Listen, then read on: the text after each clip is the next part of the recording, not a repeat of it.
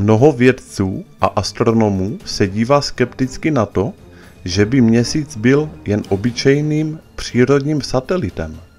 Je zde mnoho věcí, které jsou zatajovány před masami lidí, ať už je to samotná podstata Měsíce či mimozemská inteligence související s Měsícem. Jediná teorie, která podporuje všechny anomální údaje, je, že Měsíc je mimozemské plavidlo přineseno k Zemi inteligentními bytostmi před dávnými časy. Neexistují údaje, které by tomu odporovaly. Například řečtí autoři Plutarchos a Aristoteles, římští autoři Ovidius a Apollonius Rhodius popsali skupinu lidí nazývaných proselenci, kteří žili v středohorské oblasti Řecka a v Arkádii. Proselenci si dělali nároky na tuto oblast, protože jejich předkové v ní žili ještě předtím, než Měsíc putoval po nebi. Toto jejich tvrzení je podloženo symboly na stěnách nádvoří Calasasaya nedaleko města Tiahuanaco v Bolívii. Zaznamenávají příchod Měsíce na oběžnou dráhu před několika tisíci lety, dlouho před oficiálně zaznamenanou historií. Dva sovětští vědci Mikhail Vasin a Alexander Šerbakov se dlouhou dobu během své kariéry zabývali otázkami ohledně Měsíce. Ještě v 70. letech 20. století řekli toto. Vnější povrch Měsíce je extrémně tvrdý a obsahuje látky jako titánium. Kameny z Měsíce v sobě měly zpracované kovy jako mosas a prvky jako uran 236 a neptunium 237.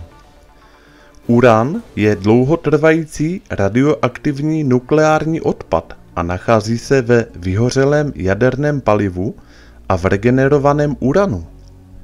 Neptunium 237 je radioaktivní kovový prvek a vedlejší produkt atomových reaktorů a výroby plutonia.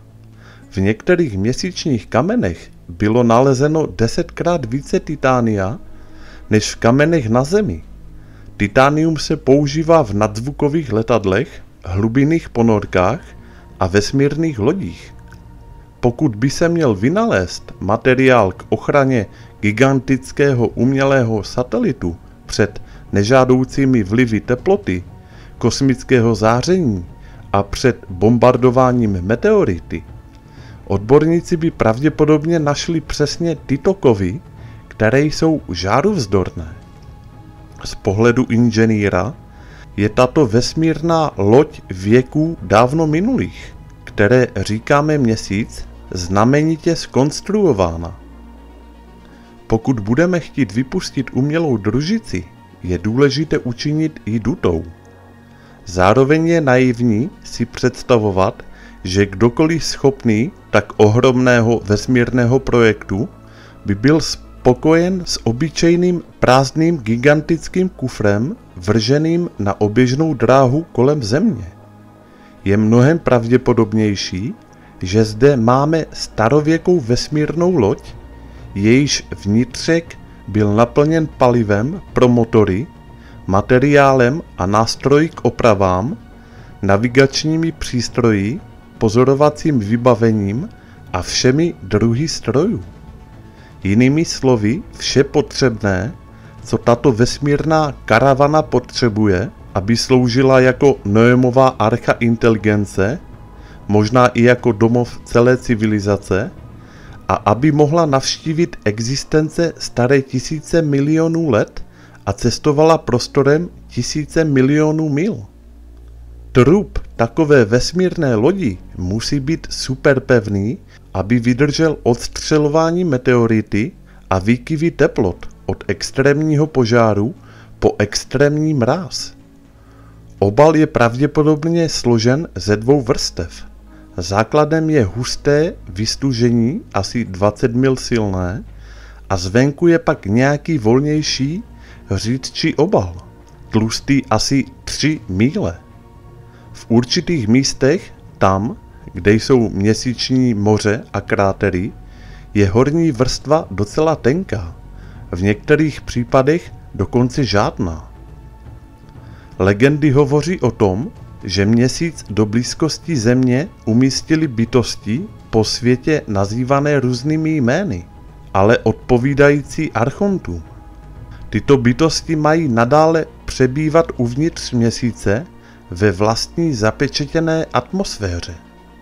Legendy afrického kmene Zulu říkají, že jistá starověká rasa vzala Měsíc z vesmíru a umístila ho na současnou oběžnou dráhu kolem Země. Měsíc byl znázorňován jako vaječná skořápka, protože říkají, že je dutý bez žloutku. Legendy říkají, že Měsíc sem přivezli před stovkami generací 2 bratři zvaní Rvany a Umpanku, kteří byli vůdci takzvaných Chitauri. Byli to děti hada, plazí bytosti, neboli archonti. Rvany a Umpanku měli ukrást Měsíc ve tvaru vajíčka velkému ohnivému drakovi a vyfoukli z něho ven žloutek. Když bylo vejce prázdné, kutáleli Měsíc ve vesmíru směrem k Zemi a způsobili tak kataklizmata a katastrofy. Před pár tisíci lety nastala podle rusko-židovského vědce Immanuela Velikovského v naší sluneční soustavě katastrofa a ke zkáze na Zemi Měsíc zřejmě dopomohl. Chitauri vyhrožují, že když lidé nebudou dělat to, co si oni budou přát, posunou Měsíc, což bude mít katastrofické následky pro Zemi.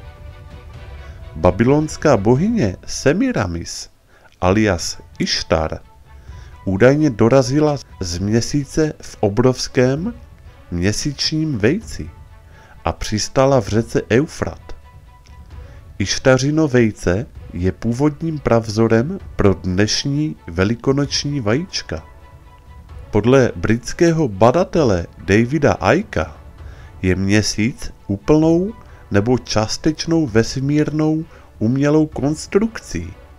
Je jako hvězda smrti ve filmové sérii Hvězdné války od zasvěcence do skrytých pravd George Lucase. Hvězda smrti z Hvězdných válek dokonce připomíná jeden z měsíců Saturnu. V učení významné německé tajné satanistické společnosti zvané Fraternitas Saturn, v překladu Saturnovo bratrstvo, se zmiňuje, že Měsíc nepochází z naší sluneční soustavy, ale vstoupil do ní z jiné solární soustavy.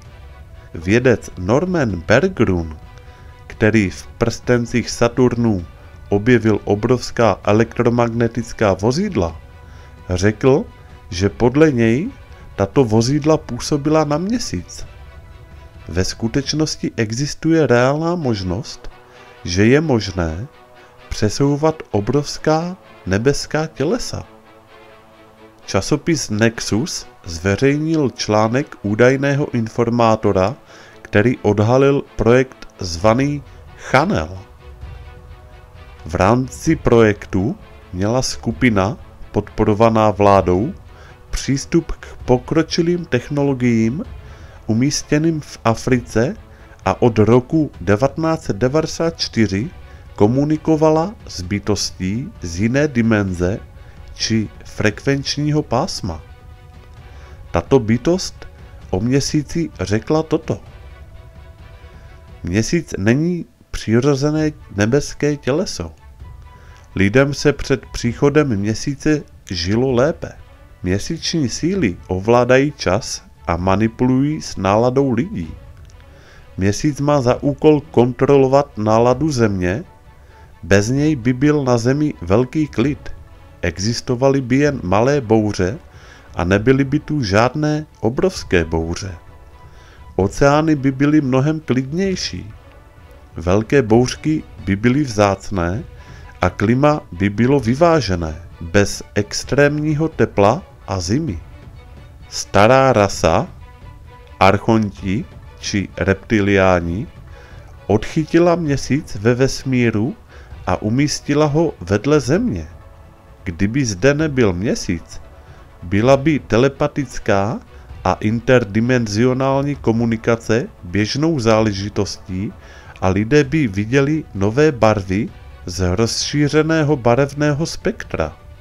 Došlo by k velkým změnám v dýchacím ústroji člověka, protože by se změnila krev a chemické procesy spojené s dýcháním.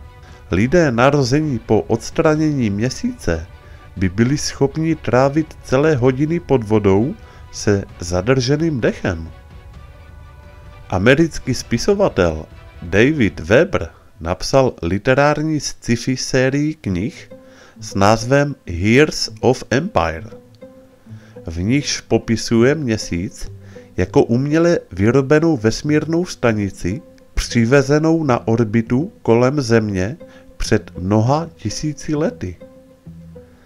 Weber ve svých knihách popisuje racionálně vysvětlenou technologii a společnost.